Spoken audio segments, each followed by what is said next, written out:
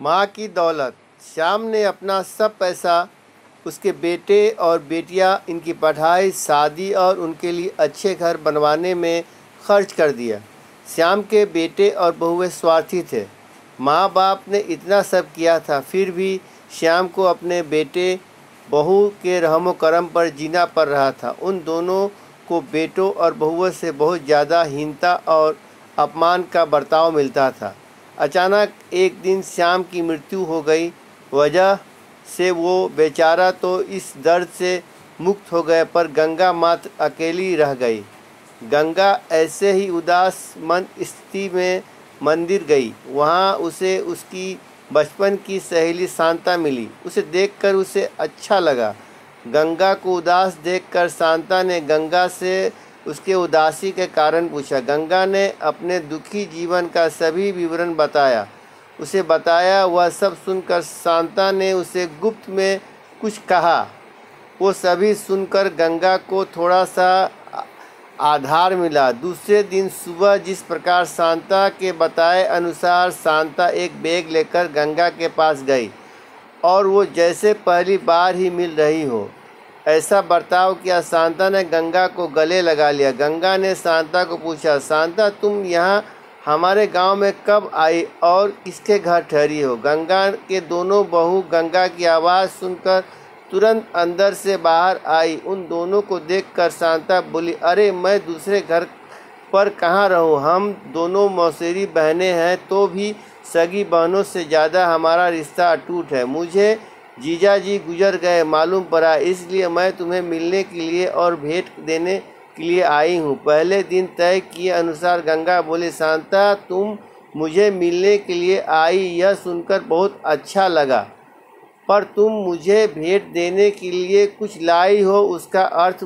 कुछ समझ में नहीं आया। शांता जानबूझकर रोने का सुर निकाल कर बोली, अरे गंगा मुझे पता है कि आप दोनों ने तुम्हारा सभी पैसा बेटे बेटी के पढ़ाई, शादी और उनके लिए अच्छा घर बनाने के लिए खर्च कर डाले। आप दोनों ने खुद के लिए कुछ भी नहीं रखा। यह सब ठीक है क्योंकि आपके बेटे और बहुएं सभी अच्छे हैं, इसलिए वह तुमसे प्यार से बर्ताव करते हैं, तुम्हें अच्छे से संभालते हैं, इसका मुझे पूरा भरोसा है। लेकिन हमारे यहाँ पर सब उल्टा है। हमारी आर्थिक परिस्थिति अच्छी होकर भी बेटे पढ़े नहीं, इस वजह से वह कोई भी उद्योग धंधा नहीं करते हैं। उनको सिर्फ बैठकर खाना आता है। अमीर है, इस वजह से उसकी शादी भी हो गई, परंतु उनकी पत्नियां हम दोनों का बार बार अपमान करती रहती है और मेरे बच्चे वह देखकर भी कुछ भी नहीं बोलते हैं। उन्हें फिर शांता आंखें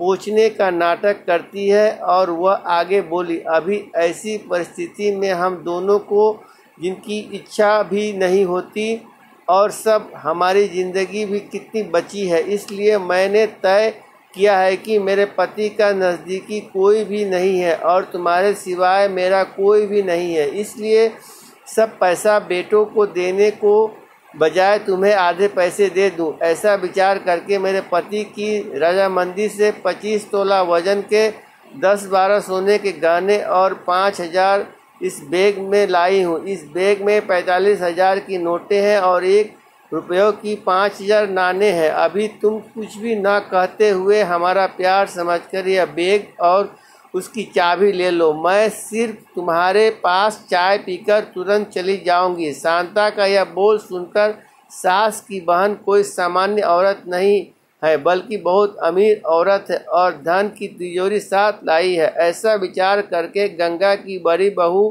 प्यार का नाटक करके उनको बोली कि क्या मासी, आप इतनी जल्दी क्यों जा रही हो? अभी आए हो तो रहो हमारे घर 2-4 दिन। आपके बेटे और बहू भी नई पीढ़ी के हैं, इस वजह से आप उनके तरफ ध्यान मत दीजिए। आप दोनों पति पत्नी ने आपका जीवन यशस्वी किया है, वैसे ही हमें भी उस बारे में मार्गदर्शन दिया तो अच्छा होगा और कैसे जीवन जीना है हमें भी समझ आ जाएगा। तभी शांता उसे बोली, मेरे पति के दोस्त आज प्लेन से रात को 12 बजे हमारे घर आने वाले हैं, इस वजह से मुझे जाना होगा। हर एक मनुष्य के ज़िंदगी में ऐसा प्रसंग आता ही आता है कि जिसकी वजह से उसकी आंखें खुलती है और वह मनुष्य समझदार होगा तो उसे मार्ग दिखाता है। ऐसा बोलकर शांता चाय पीकर वहाँ से चली गई। शांता के जाने के बाद गंगा के दोनों बेटे और बहुएं उससे बहुत अच्छा बर्ताव करने लगी, बहुत प्यार और देखभाल करने लगे। गंगा खाना खाने के बाद रात को अपने रूम में जाकर दरवाजे की कुंडी लगा लेती है। शांता के दिए हुए पैसे पत्थर पर पीट कर बजाकर गिनती है। नानों का आवाज़ रात के समय स्पष्ट उनके बेटे और बहुओं को सुनाई देता है। उनका गंगा पर और ज़्यादा प्यार बढ़ने लगता है। ऐसा 5-6 महीने तक चलता रहा, लेकिन पैसे गिनने का काम मात्र ख़त्म ही नहीं हो रहा था और ये सिलसिला गंगा ने अपने मरने तक चालू रखा।